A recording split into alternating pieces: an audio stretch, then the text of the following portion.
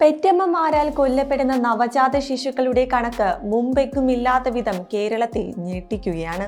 ഒപ്പം ജീവിക്കുന്നവർ പോലും ഈ പ്രസവങ്ങൾ അറിയുന്നത് ദാരുണമായ കൊലപാതകങ്ങൾക്ക് ശേഷമാണെന്നതാണ് അതിലും വിശേഷം. അത്തരത്തിൽ നവജാത ശിശുക്കളെ അമ്മയും അച്ഛനും ചേർന്ന് കൊലപ്പെടുത്തിയതിന്റെ ഒരു വാർത്തയാണ് ഏറ്റവും ഒടുവിൽ പുറത്തു വന്നിരിക്കുന്നത്. തൃശൂർ പുതുക്കാടാണ് സംഭവം. കുഞ്ഞുങ്ങളുടെ അച്ഛനായ യുവാവ് പോലീസ് സ്റ്റേഷനിലെത്തി സംഭവം പറഞ്ഞപ്പോഴാണ് ഇതും പുറം ലോകം അറിയുന്നത്.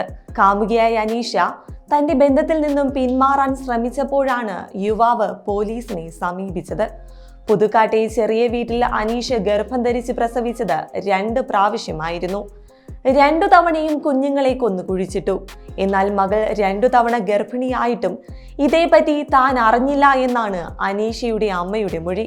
എന്തായാലും സ്വന്തം വീട്ടിലുള്ളവർക്ക് പോലും മകളുടെ ശരീരത്തിലെ മാറ്റങ്ങൾ മനസ്സിലായില്ല എന്ന് പറയുന്നത് ഞെട്ടിപ്പിക്കുന്നതാണ്. അതേസമയം ഇത്തരം സംഭവങ്ങൾ കേരളത്തിനിപ്പോൾ പുതിയതല്ല.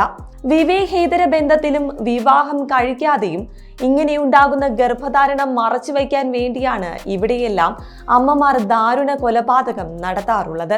ഗർഭം വീട്ടുകാർ അറിയാതിരിക്കാൻ വലിയ മുൻകരുതലുകളും ഇവർ എടുക്കുന്നു. ചെറിയ അസുഖങ്ങളുടെ പേര് പറഞ്ഞ് മറ്റുള്ളവരിൽ നിന്നും ഉൾവലിയുകയാണ് പല കേസിലും ഉണ്ടായിട്ടുള്ളത്. കൂടാതെ ഗർഭത്തിന്റെ ലക്ഷണങ്ങൾ കണ്ടു തുടങ്ങുന്നതോടെ ഇവർ അയഞ്ഞ വസ്ത്രങ്ങൾ ധരിച്ച് വലുതാകുന്ന വയർ മറ്റുള്ളവരിൽ നിന്നും മറച്ചു പിടിക്കാനായി ശ്രമിക്കുന്നു.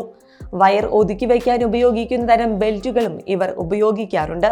ഇവർ ആദ്യ പ്രസവങ്ങൾ പോലും പലപ്പോഴും യൂട്യൂബ് നോക്കി ആരുടെയും സഹായമില്ലാതെയാണ് നടത്താറുള്ളത്.